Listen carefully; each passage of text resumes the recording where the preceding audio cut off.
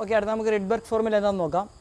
ഒരു ഇലക്ട്രോൺ ഒരു higher energy ലെവലിൽ നിന്നും ഒരു ലോവർ എനർജി ലെവലിലോട്ട് വരണമെന്നുണ്ടെങ്കിൽ റേഡിയേഷൻ എന്ത് ചെയ്യണം? എമിറ്റ് ചെയ്യണം. ആ എമിറ്റ് ചെയ്യുന്ന റേഡിയേഷൻ ആ എനർജി ഗ്യാപ്പിന് എന്തായിരിക്കും? തുല്യമായിരിക്കും. എനർജി ഗ്യാപ്പ് എന്ന് വെച്ചാൽ ആ എനർജിയുടെ എന്താണ്? ഡിഫറൻസ് ആണ്. ഓക്കെ, ശ്രദ്ധിക്കുക. അപ്പോൾ N2 എന്ന് പറയുന്ന ഒരു ഓർബിറ്റ്, അതിൻ്റെ എനർജി നമുക്ക് N2 എന്ന് വിളിക്കാം. ഇതൊരു ഹയർ എനർജി ലെവലുള്ള ഓർബിറ്റാണ്. ദെൻ എന്താണ്? N1 എന്ന് പറയുന്ന ഒരു ഓർബിറ്റ്, അതിൻ്റെ എനർജിയാണ് N1. ശ്രദ്ധിക്കുക, ഇത് ഹയർ എനർജി ലെവലും ഇതെന്താണ്? ലോവർ എനർജി ലെവലുമാണ്. ഒരു ഹയർ എനർജി ലെവലിൽ നിന്നും ഇലക്ട്രോൺ ലോവർ എനർജി ലെവലിലോട്ട് വരണമെന്നുണ്ടെങ്കിൽ നമുക്ക് എല്ലാവർക്കും അറിയാം റേഡിയേഷൻ എന്ത് ചെയ്യണം? എമിറ്റ് ചെയ്യണം. ആ എമിറ്റ് ചെയ്യുന്ന റേഡിയേഷനെ ΔE എന്ന് നമുക്ക് വിളിക്കാം. ഈ ΔE എന്തിന് തുല്യമായിരിക്കും? ഈ എനർജി ഗ്യാപ്പിന് എന്തായിരിക്കും? തുല്യമായിരിക്കും. എങ്ങനെ എനർജി ഗ്യാപ്പ് കണ്ടുപിടിക്കുന്നത്? ഈ energy higher energy level minus എന്താണ്? Lower energy level. ഓക്കെ, അപ്പോൾ നമുക്ക് ΔE ഈക്വൽ ടു എന്തെന്ന് പറയാൻ പറ്റും? N2 മൈനസ് എന്താണ്? N1. നമുക്കറിയാം എന്താണ് എനർജി ഡിക്കേഷൻ? മൈനസ് 13.6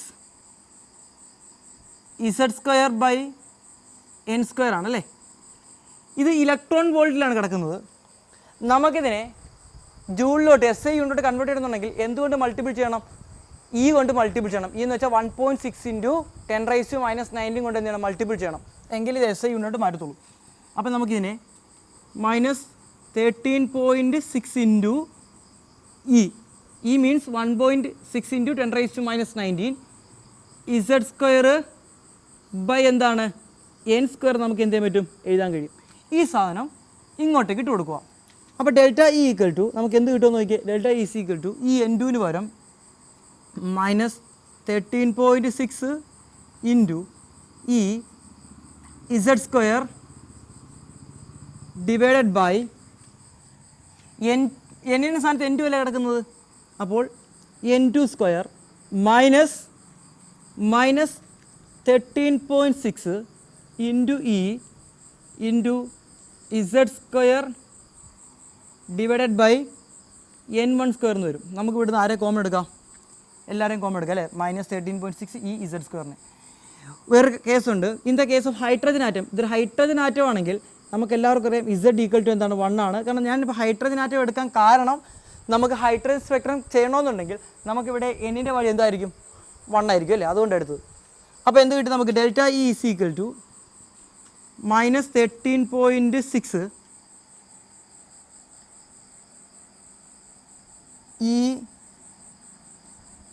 Z² 1 ആവും.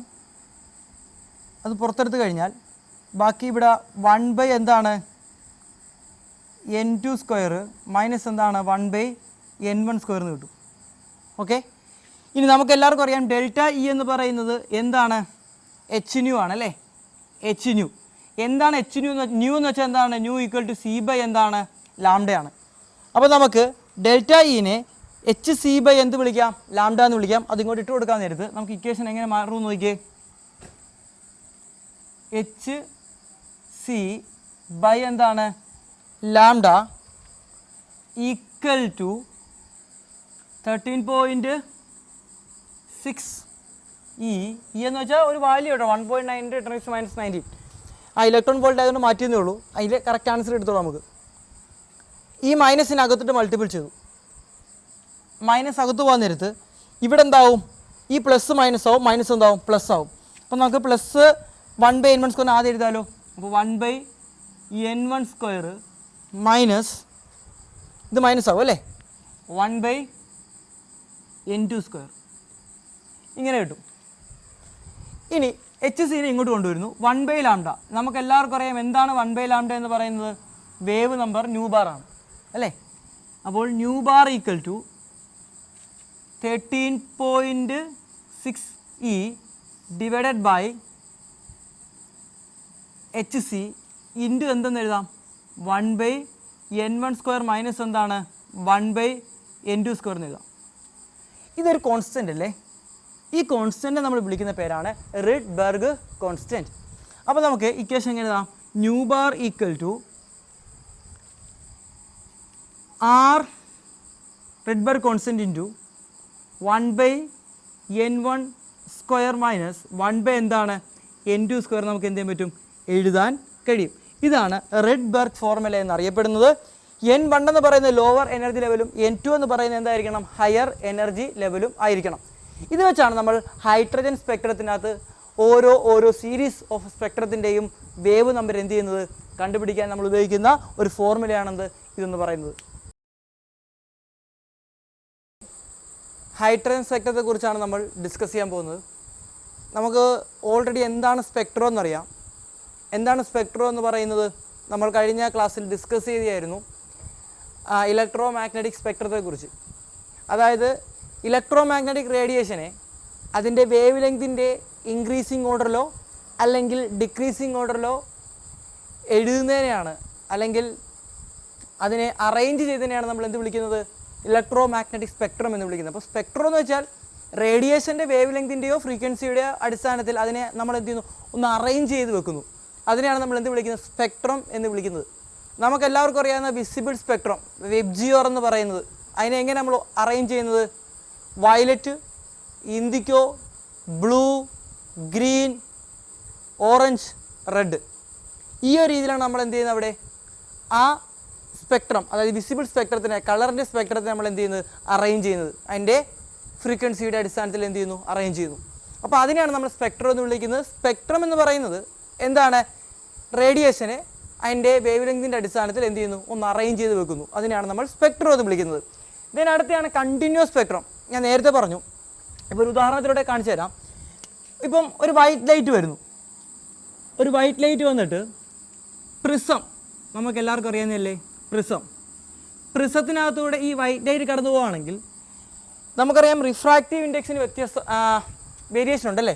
ഇത് എയറും ഇതെന്താണ് ഗ്ലാസ്സുമാണ്. അപ്പോൾ സ്വാഭാവികമായിട്ടും ലൈറ്റ് ഇവിടെ എന്ത് ചെയ്യും ബെൻഡ് ചെയ്യും. അപ്പോൾ ഈ ലൈറ്റ് ബെൻഡ് ചെയ്യുന്നത് പല പല ആംഗിളിലായിരിക്കും ലൈറ്റ് ബെൻഡ് ചെയ്യുന്നത്. ഇപ്പോൾ വൈറ്റ് ലൈറ്റിനകത്ത് നമുക്കറിയാം 7 കളറുണ്ടല്ലേ. ഈ 7 കളറും ബെൻഡ് ചെയ്യുന്നത് പല പല എന്തിലായിരിക്കും ആംഗിളിലായിരിക്കും ബെൻഡ് ചെയ്യുന്നത്. അങ്ങനെ നമ്മൾ പഠിച്ചിട്ടുണ്ട് ഡിസ്പേഴ്സൺ എന്ന് പറയുന്ന ഒരു ഫിനോമിന. ഡിസ്പേഴ്സൺ സ്പ്ലിറ്റിംഗ് ഓഫ് എന്താണ് ലൈറ്റ് എന്ത് ചെയ്യുന്നു ഒരു സിംഗിൾ കളറിൽ നിന്നും 7 ഡിഫറെൻറ്റ് കളറായിട്ട് എന്ത് ചെയ്യുന്നു സ്പ്ലിറ്റ് ചെയ്യുന്ന പ്രോസസ്സിനെയാണ് നമ്മൾ എന്ത് വിളിക്കുന്നത് ഡിസ്പേഴ്സൺ എന്ന് വിളിക്കുന്നത്. ഇവിടെ ഈ വൈറ്റ് ലൈറ്റ് എന്തിന് വിധേയമാവും ഡിസ്പേഴ്സൺ എന്താവും വിധേയമാവുകയും അവസാനം എന്താ സംഭവിക്കുന്നത് ഇതെന്ത് ചെയ്യുന്നു 7 ഡിഫറെൻറ്റ് കളറായിട്ട് എന്ത് ചെയ്യുന്നു ഇങ്ങനെ വരുന്നു. ഓക്കെ ഇവിടെ വയലറ്റ് ദെൻ അടുത്ത എന്താണ് IndiGo, blue, green, orange, red ഇങ്ങനെ നമുക്ക് 7 എന്ത് കിട്ടും ഡിഫറെൻറ്റ് കളർ കിട്ടും. നിങ്ങളിവിടെ നോക്കുവാണെങ്കിൽ കാര്യം മനസ്സിലാവും. ഇപ്പോൾ വയലറ്റ് കഴിഞ്ഞ് നേരെ ഇൻഡിഗോയിലോട്ടല്ല വരുന്നത്. ആ വയലറ്റ് ഇങ്ങനെ മങ്ങി മങ്ങി മങ്ങി മങ്ങി മങ്ങി എന്ത് ചെയ്യും അതിൻ്റെ ആ ഇൻറ്റൻസിറ്റി കുറഞ്ഞ് അതെങ്ങോട്ട് വരും ഇൻഡിഗോയിലോട്ട് വരും. അത് മാറി മാറി മാറി എങ്ങോട്ട് വരും ബ്ലൂവിലോട്ട് വരും. അതിൻ്റെ ഇത് മാറി മാറി കളർ ചേഞ്ച് ആയി എങ്ങോട്ട് വരും ഗ്രീനിലോട്ട് വരും. അതായത് ഓരോ കളറും മെർജ് ചെയ്താണ് ഇരിക്കുന്നത്. പെട്ടെന്നൊരു മാറ്റമല്ല ഉണ്ടാകുന്നത്. ഇപ്പോൾ ഉദാഹരണത്തിന് ഈ ബ്ലാക്കും ഈ വൈറ്റും ഇത് പെട്ടെന്നൊരു ചേഞ്ച് അവിടെ ഉണ്ടാകുന്നത്. ഇതെന്താണ് വൈറ്റ്, ഇതെന്താണ് ബ്ലാക്ക്. പെട്ടെന്നൊരു ചേഞ്ച് അവിടെ പെട്ടെന്നൊരു ചേഞ്ച് അല്ല ഉണ്ടാകുന്നത്. ഒരു കളർ മറ്റൊരു കളറിൻ്റെ പുറത്തോടെ എന്ത് ചെയ്യുന്നു മെർജ് ചെയ്തിരിക്കുകയാണ്. അതിനാണ് കണ്ടിന്യൂസ് ചേഞ്ച് എന്ന് പറയുന്നത്. ഇതെന്ത് ചേഞ്ച് അല്ല കണ്ടിന്യൂസ് ചേഞ്ച് അല്ല, പെട്ടെന്നൊരു മാറ്റം ഉണ്ടാകുന്നു. അത് ഡിസ്ക്രീറ്റ് ആണ്. അപ്പോൾ ഇവിടെ നമുക്ക് കിട്ടുന്ന സ്പെക്ട്രം എങ്ങനെയായിരിക്കും ഒരു കണ്ടിന്യൂസ് സ്പെക്ട്രം ആയിരിക്കും നമുക്ക് എന്ത് ചെയ്യുന്നത് ഇവിടെ കാണാൻ കഴിയുന്നത്. മനസ്സിലായോ? ഓക്കെ, അപ്പോൾ അതിനെയാണ് നമ്മൾ കണ്ടിന്യൂസ് സ്പെക്ട്രം എന്ന് വിളിക്കുന്നത്. അപ്പോൾ ഇവിടുത്തെ ഈ റേഡിയേഷനെ നമ്മൾ എന്ത് ചെയ്തിരിക്കുന്നു ഒരു കണ്ടിന്യൂസ് മാനറിലാണ് നമ്മൾ എന്ത് ചെയ്ത് വെച്ചിരിക്കുന്നത് അറേഞ്ച് ചെയ്ത് വെച്ചിരിക്കുന്നത്. ഓക്കെ, ഇനി അടുത്തയാണ് എന്ത് എമിഷൻ സ്പെക്ട്രം എന്ന് പറയുന്നത്. എന്താണ് എമിഷൻ സ്പെക്ട്രം? നമുക്കറിയാം നമ്മൾ ഒരു ആറ്റത്തെ ഇപ്പോൾ ഒരു ഗ്ലാസ് പ്ലേറ്റിനകത്ത് നമ്മൾ കുറച്ച് ഹൈഡ്രജൻ ആറ്റത്തെ എടുത്ത് വെച്ചിരിക്കുന്നു. എന്നിട്ട് ഇതിനെ നമ്മൾ എന്താക്കുവാണ് ചൂടാക്കുന്നു. ഇതിനെ ചൂടാക്കാൻ നേരത്ത് ഈ ഹൈഡ്രജൻ ആറ്റത്തിലുള്ള ഇലക്ട്രോൺസ് എന്ത് ചെയ്യും ഒരു എനർജി ലെവലിൽ നിന്നും അടുത്ത ഒരു എനർജി ലെവലിലോട്ട് എന്ത് ചെയ്യും ചാടിപ്പോവും. അപ്പം അതിനാവശ്യമായ എനർജീനെ എവിടെ നിന്ന് എടുക്കും? ഞാൻ ചൂടാക്കാൻ നേരത്ത് ഈ ഹീറ്റ് എനർജിയിൽ നിന്നും കുറച്ച് എനർജി ഉപയോഗിച്ച് ഇതിനകത്തുള്ള ഒരു ഇലക്ട്രോണാണുള്ളത്, ഇഷ്ടം പോലെ ഇലക്ട്രോൺ ഉണ്ടല്ലേ. ഈ ഇലക്ട്രോൺസ് എന്ത് ചെയ്യും ഈ എനർജീനെ അബ്സോർബ് ചെയ്തിട്ട് ഒരു എനർജി ലെവലിൽ നിന്നും അടുത്ത ഒരു എനർജി ലെവലിലോട്ട് എന്ത് ചെയ്യും പോകും. ഇത് അവിടെ നിൽക്കുമോ? ഇത് അവിടെ അൺസ്റ്റേബിൾ ആയിരിക്കും. ഇതിന് സ്റ്റെബിലിറ്റി കൈവരിക്കാൻ വേണ്ടി ഈ ഇലക്ട്രോൺ എന്ത് ചെയ്യും? റേഡിയേഷനെ എമിറ്റ് ചെയ്യും. റേഡിയേഷനെ എമിറ്റ് ചെയ്തിട്ട് എന്ത് ചെയ്യും? സ്റ്റേബിൾ സ്റ്റേറ്റിലോട്ട്, ഗ്രൗണ്ട് സ്റ്റേറ്റിലോട്ട് എന്ത് ചെയ്യും? വന്നു നിൽക്കും. അപ്പോൾ ഇങ്ങനെ ഇപ്പോൾ ഉദാഹരണത്തിന് ഇതൊരു എനർജി ലെവലാണ്, ഇത് അടുത്തൊരു എനർജി ലെവൽ. ഈ ഇലക്ട്രോൺ ഈ എനർജി ലെവലിൽ നിന്നും ഇങ്ങോട്ടേക്ക് പോകണമെന്നുണ്ടെങ്കിൽ ഈ കൊടുക്കുന്ന ഹീറ്റ് എന്ത് ചെയ്യും? അബ്സോർബ് ചെയ്യും. നമുക്കറിയാം എങ്ങനെ ഹീറ്റ് അബ്സോർബ് ചെയ്യുന്നത്? പർട്ടിക്കുലർ എമൗണ്ട് ഓഫ് ഹീറ്റ് മാത്രം എന്ത് ചെയ്യത്തുള്ളൂ? അബ്സോർബ് ചെയ്യത്തുള്ളൂ. അതായത് ഇതിൻ്റെ ബാൻഡ് ഗ്യാപ്പിന് തുല്യമായ എനർജി മാത്രം എന്ത് ചെയ്യത്തുള്ളൂ? അബ്സോർബ് ചെയ്യത്തുള്ളൂ. അതേ എനർജി തന്നെ എന്ത് ചെയ്യുമെന്നറിയാവോ? തിരിച്ച് ഇങ്ങോട്ടേക്ക് വരണം. സ്റ്റേബിൾ സ്റ്റേറ്റ് ഇതല്ലേ? തിരിച്ച് ഇങ്ങോട്ടേക്ക് വരാൻ നേരത്ത് എന്ത് ചെയ്യും? ഈ എനർജി എന്ത് ചെയ്യും? റിലീസ് ചെയ്യും. ഈ എനർജി എന്ത് ചെയ്യും? റിലീസ് ചെയ്യും. ഇൻ ദ ഫോം എന്താണ്? റേഡിയേഷൻ. ഇപ്പോൾ നമുക്കറിയാം N2 ചിലപ്പോൾ അത് എങ്ങോട്ടേക്കാണ് പോകുന്നത്? N3 പോകുന്നതെങ്കിലോ? അപ്പോൾ അത് തിരിച്ചിവിടെ വരത്തില്ലേ? അപ്പോൾ പിന്നെ എന്ത് ചെയ്യും? റേഡിയേഷൻ എന്ത് ചെയ്യും? എമിറ്റ് ചെയ്യും.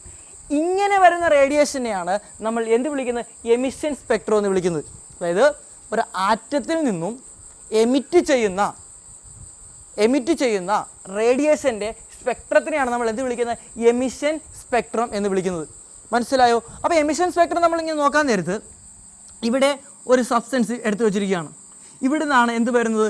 ലൈറ്റ് വരുന്നത്. ഈ ലൈറ്റ് എന്താണ്? ഇപ്പോൾ ഇവിടെ നമ്മൾ പറഞ്ഞില്ലേ വിബ്ജിയോർ എന്ന് പറയുന്ന എല്ലാ കളറും നമുക്ക് കണ്ടിന്യൂസ് ആയിട്ട് കിട്ടിയെങ്കിൽ ഈ എമിറ്റ് ചെയ്യുന്ന റേഡിയേഷനിൽ നിന്നും എല്ലാ കളറും എന്ത് ചെയ്യത്തില്ല? കണ്ടിന്യൂസ് ആയിട്ട് എന്ത് ചെയ്യത്തില്ല? കിട്ടത്തില്ല. അത് എമിറ്റ് ചെയ്യുന്ന റേഡിയേഷൻസ് മാത്രമേ ഇവിടെ എന്ത് ചെയ്യത്തുള്ളൂ? നമുക്ക് കിട്ടത്തുള്ളൂ. ഇവിടെ നിന്ന് ഈ സബ്സ്റ്റൻസ് എമിറ്റ് ചെയ്യുന്ന റേഡിയേഷൻ മാത്രമേ നമുക്ക് എവിടെ കിട്ടത്തുള്ളൂ? ഇവിടെ കിട്ടത്തുള്ളൂ. അപ്പോൾ നമുക്ക് നോക്കാൻ നേരത്ത് ചില പോയിന്റിലേക്ക് ഒരു ഡാർക്കായിട്ട് കാണാൻ പറ്റും. മനസ്സിലായോ? ഡാർക്ക് ബാൻഡും പിന്നെ കളേർഡ് ബാൻഡും കാണാൻ പറ്റും. ചിലയിടത്തൊക്കെ എന്തായിരിക്കും? നല്ല ഡാർക്ക് ആയിരിക്കും. ചിലയിടത്ത് എന്ത് കാണാൻ പറ്റും? കളേർഡ് ബാൻഡ് എന്ത് ചെയ്യാൻ പറ്റും? നിങ്ങൾക്ക് കാണാൻ കഴിയും. എന്തുകൊണ്ട് അങ്ങനെ കാണുന്നത്? അതായത് ചില പർട്ടിക്കുലർ എമൗണ്ട് ഓഫ് എനർജി മാത്രമേ അവൻ എന്ത് ചെയ്യത്തുള്ളൂ? റിലീസ് ചെയ്യത്തുള്ളൂ. ഡിസ്ക്രീറ്റ് ആയിട്ടാണ് എനർജി എന്ത് ചെയ്യുന്നത്? റിലീസ് ചെയ്യുന്നത്.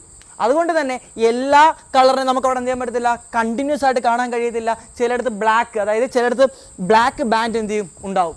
എന്തുകൊണ്ടാണ് ബ്ലാക്ക് ബാൻഡ് ഉണ്ടാകുന്നത്? കാരണം ഇവിടെ നിന്ന് എല്ലാ റേഡിയേഷനും അവൻ എന്ത് ചെയ്യത്തില്ല? എമിറ്റ് ചെയ്യത്തില്ല.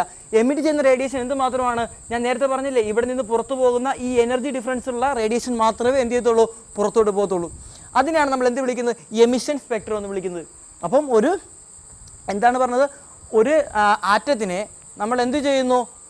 ഹീറ്റ് കൊടുക്കുകയോ അല്ലെങ്കിൽ വേറെ ഏതെങ്കിലും റേഡിയേഷൻ അതിനകത്ത് കൊടുക്കുകയോ ചെയ്യുമ്പോഴത്തേക്കും ആ ആറ്റത്തിനകത്തുള്ള ഇലക്ട്രോൺസ് എന്ത് ചെയ്യും? ഒരു എനർജി ലെവലിൽ നിന്നും അടുത്തൊരു എനർജി ലെവലിലോട്ട് പോകും. അത് അവിടെ അൺസ്റ്റേബിളാണ്.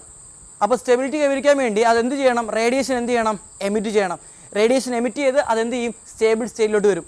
അപ്പോൾ ആ എമിറ്റ് ചെയ്യുന്ന റേഡിയേഷൻ മാത്രമേ നമുക്ക് എവിടെ കാണാൻ പറ്റത്തുള്ളൂ? ഈ സ്ക്രീനിൽ എന്ത് ചെയ്യാൻ പറ്റത്തുള്ളൂ? കാണാൻ കഴിയത്തുള്ളൂ. അങ്ങനെ കിട്ടുന്ന സ്പെക്ട്രത്തിനെയാണ് നമ്മൾ എന്ത് വിളിക്കുന്നത്?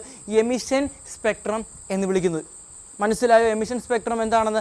അപ്പോൾ എമിഷൻ സ്പെക്ട്രത്തിൻ്റെ പ്രത്യേകത എന്തായിരിക്കും? ഒരു ബ്ലാക്ക് ബാക്ക്ഗ്രൗണ്ടിൽ കുറച്ച് എന്ത് കാണാൻ പറ്റും? നമുക്ക് കുറച്ച് കളേർഡ് ബാൻഡ് എന്ത് ചെയ്യാൻ പറ്റും? നമുക്ക് കാണാൻ കഴിയും. ഇനി അടുത്തൊരു സ്പെക്ട്രമാണ് എന്തെന്ന് പറയുന്നത്? അബ്സോർഷൻ സ്പെക്ട്രം എന്ന് പറയുന്നത്. അബ്സോർഷൻ സ്പെക്ട്രം എന്ന് വെച്ചാൽ ഇപ്പോൾ ഇത് തന്നെ ഒരു ലൈറ്റ് വരുന്നു. ഒരു ലൈറ്റ് എന്ത് ചെയ്യുന്നു? വരുന്നു. ഈ ഒരു ലൈറ്റിനെ ഞാൻ എന്ത് ചെയ്യുന്നു? ഈ ഒരു ആറ്റത്തിലൂടെ എന്ത് ചെയ്യുന്നു? പാസ് ചെയ്യിക്കുന്നു. ഈ ആറ്റത്തിലൂടെ, അല്ലെങ്കിൽ ഇതൊരു ആറ്റം വെച്ചിരിക്കുന്ന ഒരു കണ്ടെയ്നറാണ്. ഇതിനകത്തോടെ ഞാൻ എന്ത് ചെയ്യുന്നു? പാസ് ചെയ്യിക്കാൻ നേരത്ത് ഇത് ചില റേഡിയേഷൻസ് എന്ത് ചെയ്യും?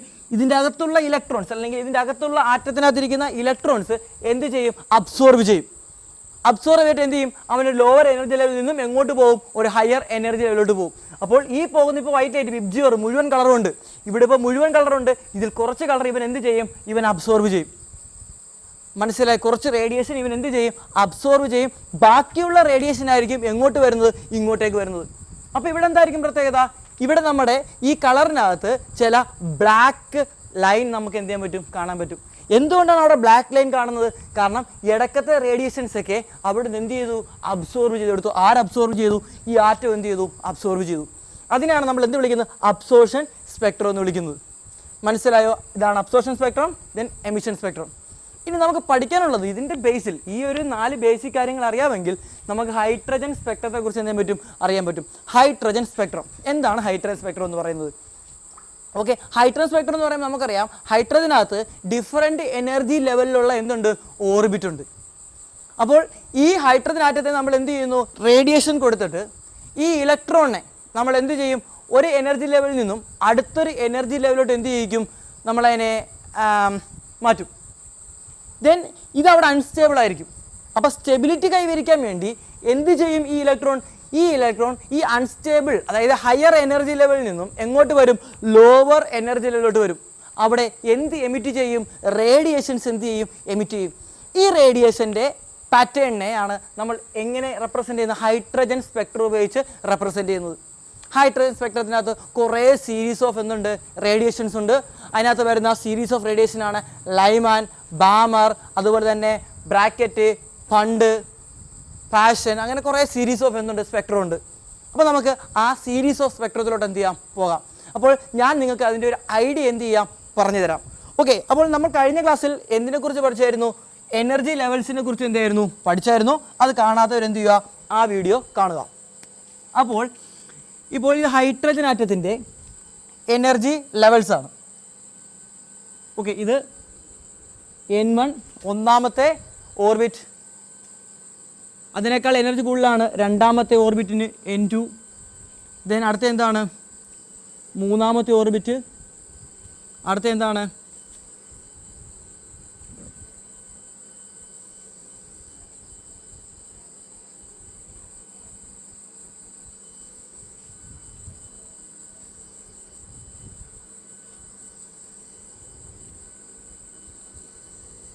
ഓക്കെ, നമുക്കറിയാം മുകളിലോട്ട് പോകുമ്പോൾ എനർജി എന്ത് ചെയ്തിരിക്കുകയാണ്? കൂടിക്കൊണ്ടിരിക്കുകയാണ്.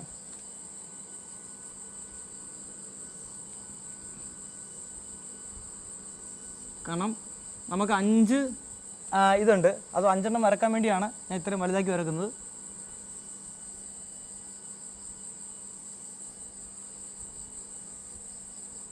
ഓക്കെ, ഇതാണ് ആ ലെവൽ. എനർജി ലെവലിനെ ജസ്റ്റ് ലൈൻ വെച്ച് ഞാൻ റെപ്രസെൻ്റ് ചെയ്തിരിക്കുകയാണ്.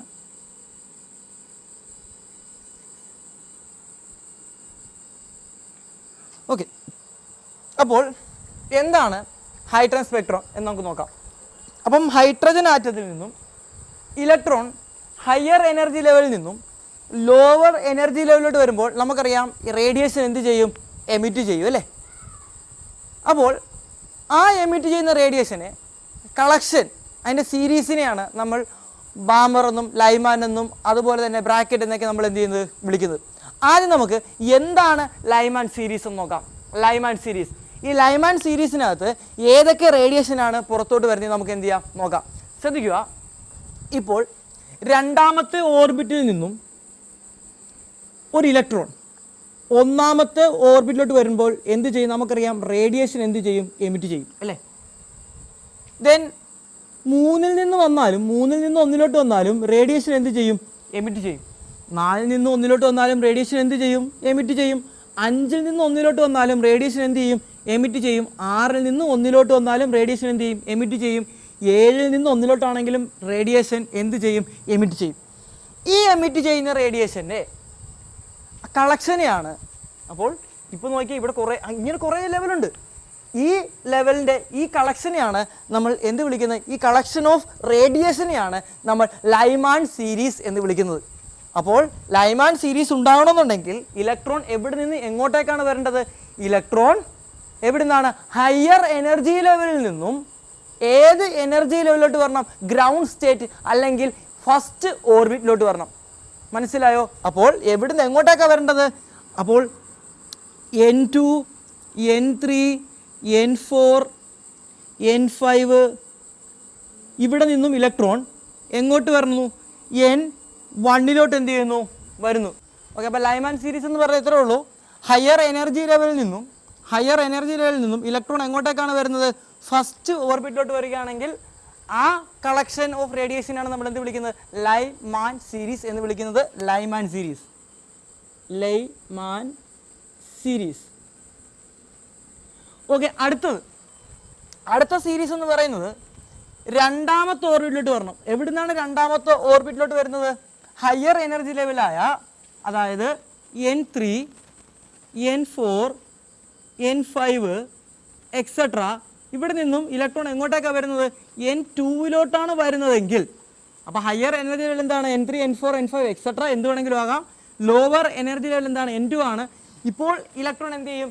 എമിറ്റ് ചെയ്യുന്ന ആ റേഡിയേഷൻ്റെ കളക്ഷനെയാണ് നമ്മൾ എന്ത് വിളിക്കുന്നത്? ബാമർ സീരീസ് എന്ന് വിളിക്കുന്നത്. അപ്പോൾ നോക്കുക, ബാമർ സീരീസ് എന്ന് പറയുന്നത് എന്താണ്?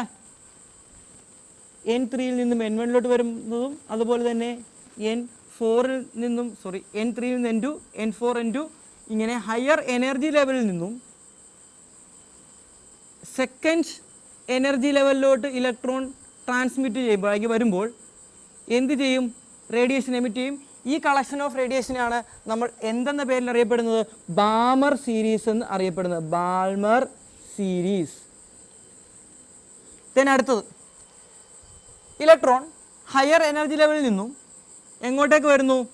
തേർഡ് ഓർബിറ്റിലോട്ട് വരുമ്പോൾ എമിറ്റ് ചെയ്യുന്ന റേഡിയേഷൻ്റെ കളക്ഷനെയാണ് നമ്മൾ എന്ത് വിളിക്കുന്നത്? അപ്പോൾ എവിടുന്നാണ് വരേണ്ടത്? N4 N5 etcetera. അവിടെ നിന്നും ഇലക്ട്രോൺ എങ്ങോട്ട് വരണം? N3 വരികയാണെങ്കിൽ ഈ കളക്ഷൻ ഓഫ് സീരീസിനെ നമ്മൾ വിളിക്കുന്ന പേരാണ് passion series. Paschen series. Paschen series എന്നാണ് നമ്മൾ എന്ത് ചെയ്യുന്നത്? വിളിക്കുന്നത്.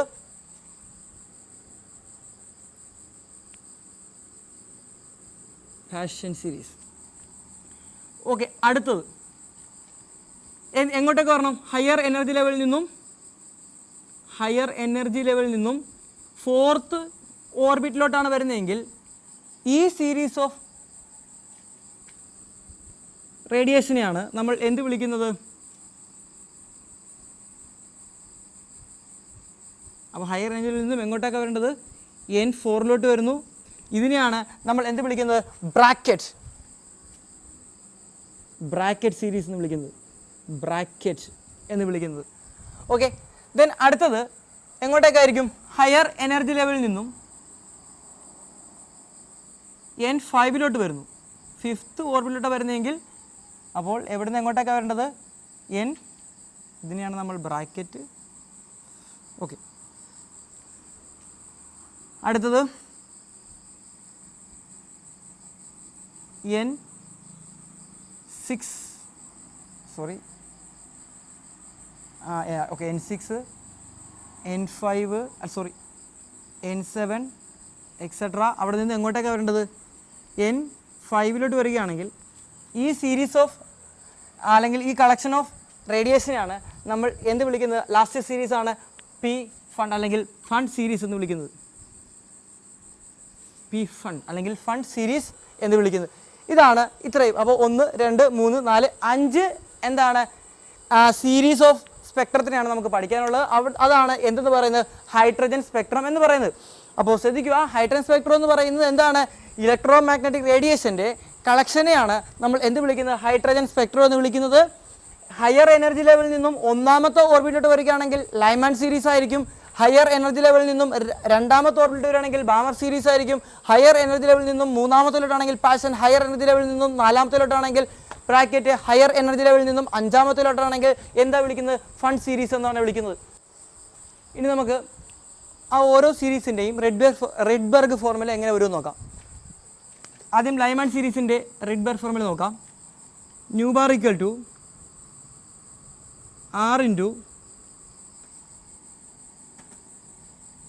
1/n1² മൈനസ് എന്താണ്?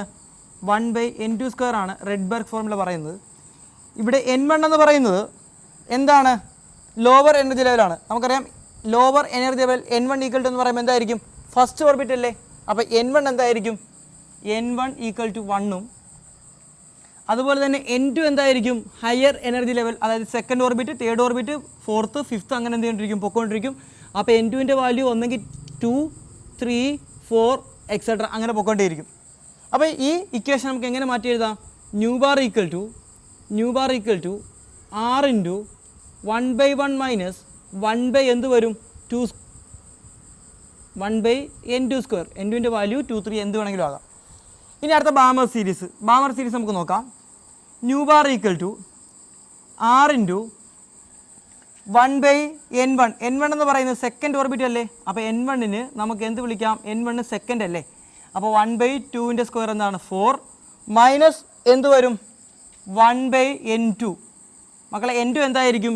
N2 എന്ന് പറയുന്നത് 3 4 എക്സെട്ര അങ്ങനെ പോയിക്കൊണ്ടിരിക്കും. അടുത്ത എന്താണ്? പാഷൻ സീരീസ് അല്ലേ.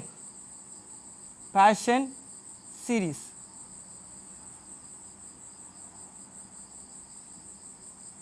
Paschen series. പാഷൻ സീരീസിനകത്ത് എങ്ങനെയായിരിക്കും വരുന്നത്? Nu bar equal to R into 1 എന്ന് പറയുന്നത് എത്ര? 3 അല്ലേ? അപ്പോൾ എന്ത് വരും? 1/9 മൈനസ് എന്താണ്? 1/n². ഓക്കെ, n2 എന്താണ്? 4, 5 എക്സെട്ര. അടുത്ത എന്താണ്? ബ്രാക്കറ്റ് അല്ലേ? എന്താ ബ്രാക്കറ്റിൻ്റെ പ്രത്യേകത? Nu bar equal to R into 1/16 minus 1 എന്ത് വരും? n². n2 എന്ന് പറയുന്നത് 5, 6 എക്സെട്ര. ലാസ്റ്റ് വൺ ആരാ ഉള്ളത്? Pfund series.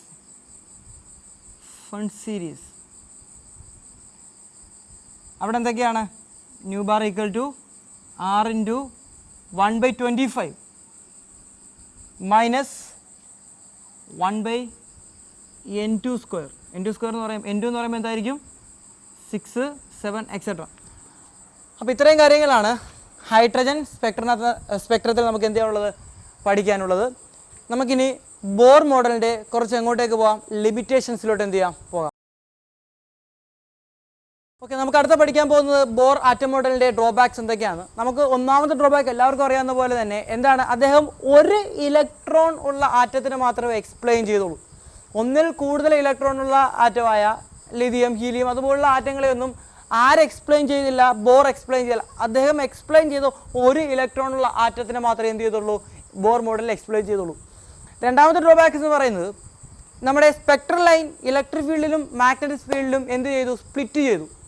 ഇലക്ട്രിക് ഫീൽഡിൽ അത് സ്പ്ലിറ്റ് ചെയ്യുന്നതിനെ സ്റ്റാർക്ക് എഫക്റ്റ് എന്നും മാഗ്നറ്റിക് ഫീൽഡിൽ അത് സ്പ്ലിറ്റ് ചെയ്യുന്നതിനെ സീമാൻ എഫക്റ്റ് എന്നാണ് വിളിക്കുന്നത്. ഇത് എക്സ്പ്ലെയിൻ ചെയ്തില്ല? ബോർ എക്സ്പ്ലെയിൻ ചെയ്തില്ല. മൂന്നാമത്തെ ഡ്രോബാക്ക് എന്ന് പറയുന്നത് ഹൈഡ്രജൻ ആറ്റം.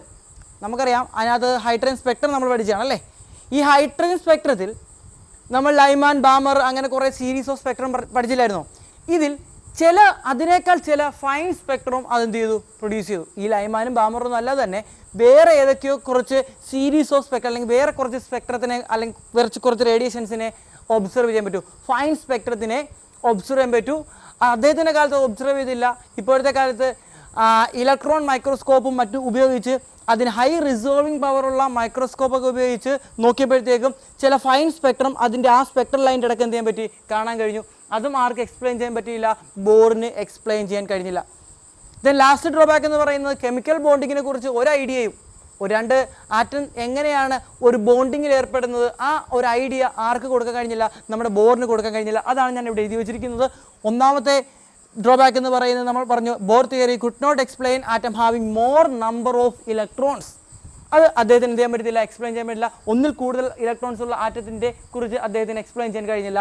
രണ്ടാമത് Bohr theory unable to explain splitting of spectral line in magnetic field and electric field. Electric ഫീൽഡിലും മാഗ്നറ്റിക് ഫീൽഡിലും എന്താണ് നമ്മുടെ സ്പെക്ട്രൽ ലൈൻ്റെ സ്പ്ലിറ്റിംഗ് ആർക്ക് എക്സ്പ്ലെയിൻ ചെയ്യാൻ കഴിഞ്ഞില്ല? ബോറിന് എക്സ്പ്ലെയിൻ ചെയ്യാൻ കഴിഞ്ഞില്ല. ഇനി മൂന്നാമത്തെ നോക്കിയാൽ the fine structure of certain spectral line having hydrogen could not explain. അതായത് ഹൈഡ്രജൻ സ്പെക്ട്രത്തിൻ്റെ തന്നെ ഫൈൻ സ്ട്രക്ചർ ഓഫ് സ്പെക്ട്രത്തിനെ ആർക്ക് എക്സ്പ്ലെയിൻ ചെയ്യാൻ കഴിഞ്ഞില്ല? നമ്മുടെ ബോറിന് എക്സ്പ്ലെയിൻ ചെയ്യാൻ കഴിഞ്ഞില്ല. ദെൻ ലാസ്റ്റ് വൺ എന്താണ്? It could not explain ability of atom to form molecule by chemical bonds. Chemical ബോണ്ടിങ്ങിൽ ഏർപ്പെട്ട് ഒരു ആറ്റം എങ്ങനെയാണ് മോളിക്യൂൾസ് ഉണ്ടാക്കുന്നതെന്നും ആർക്ക് എക്സ്പ്ലെയിൻ ചെയ്യാൻ കഴിഞ്ഞില്ല? ബോറിന് എക്സ്പ്ലെയിൻ ചെയ്യാൻ കഴിഞ്ഞില്ല.